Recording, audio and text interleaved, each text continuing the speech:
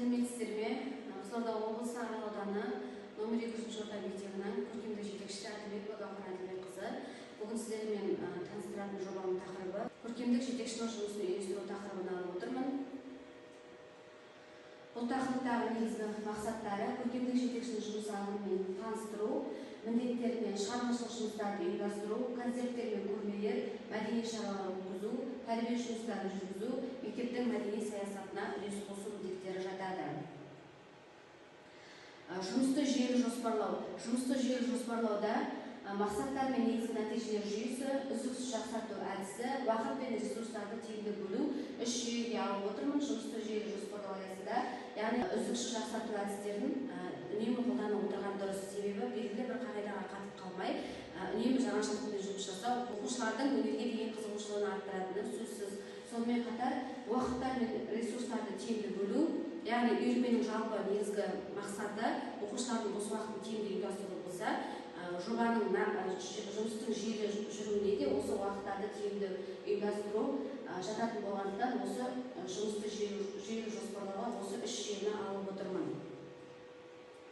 Мотивацияны арттыру, яғни оқушыға белгілі бір жұмыс жүргізу аясында мотивация беріп отыру, білім алушылардың іс-шараларға деген қызығушылығы мен жауапкершілігін арттыратын маңызды фактор болып табылады. Бұған оқушыларды марапаттау, кәсіби даму мүмкіндіктерін ашу, бірін-бірін бағалай алу деген үш жүйені алып отырмын. Яғни мотивацияның ішіне бірінші марапаттау жүйесінің кіретіні, оқушыны оны марапаттап отыру, оның келесі іс-шараға да қатысуға қызығушылығын арттыратыны сөзсіз. Сонымен қатар кәсіби даму мүмкіндіктері оқушыны белгілі бір әнмен немесе бимен шектеп қалмай, оның басқа да өнерге деген қызығушылықтарын аша білу. Яғни оның театрлық қойылымға қатысуына, көркем сөз оқуына, немесе белгілі бір іс-шараларды жүргізушілік қабілеттерін ашу деген сияқты кәсіби мүмкіндіктердің дамуына, ашуына мүмкіндіктер жасай білу. Және оқушылардың бірін-бірін еңбегін бағалай білуі.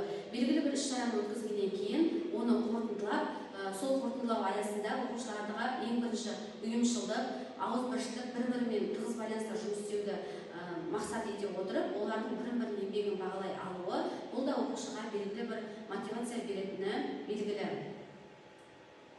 Және келесі мониторинг және кері байланыс. Яғни мониторингте отырғанымыз атқарылған жұмыстарды бақылау және нәтижелерге қол жеткізу деңгейін бағалау. Кері байланыс бұл бақылау нәтижелерін оқушыға жеткізіп, оларды талдау. Бұл мониторинг және кері байланысқа нәтижелерді бақылау, әр кезеңде мақсаттарға қол жеткізу деңгейін өлшеу. Мысалға, ай сайын оқушылардың іс-шараға қатысуына арналған мониторинг жұмыстарын жүргізіп отыру. Кері байланыс беру, әрбір оқушымен олардың үйірме жұмыстарына қатысуы туралы кері байланыс беріп отыру және оны уақытлы, нақты түрде көрсетіп отыру. Жоспарларды түзету. Қажет болған жағдайда жоспарларға өзгеріс енгізе білу. Яғни қатып қалған қағида жоқ, оқушы деңгейіне қарай жоспарларға өзгеріс енгізіп отыру, осы мониторинг және кері байланыс жүргізу аясына жатады. Қорытынды. Оқушыны шығармашылық тұрғысынан дамыту барысында пән мұғалімдерімен бірлесе отырып, оқушылардың өнерге деген қызығушылығын дамыту үшін әдістемелік көмек көрсете білуіміз қажет. Мектептің мәдени саясатына үлес қосу, мектептегі өнер және мәдени шаралардың жоспарын құрып, оның іске асуына жауапты бола білу. Көркемдік жетекші мектептегі өнер мен мәдениетке деген қызығушылықты арттыруда маңызды рөл атқара беретіні белгілі. Қосымша білім беру мектеп өмірімен үнемі байланыста болады.